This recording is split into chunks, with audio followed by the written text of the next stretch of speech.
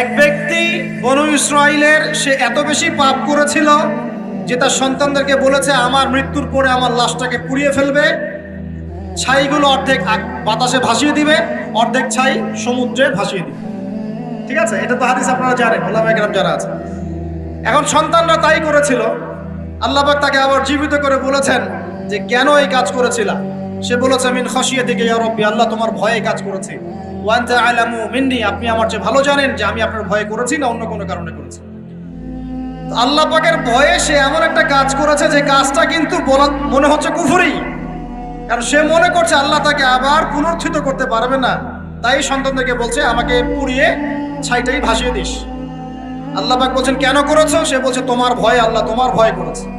আল্লাহ পাক তাকে বললেন তুমি যদি আমার ভয়েই করে থাকো, আর হ্যাঁ তুমি আমার ভয়েই করেছিলে, আজকে আমি তোমাকে মাফ করে দিলাম, যাও।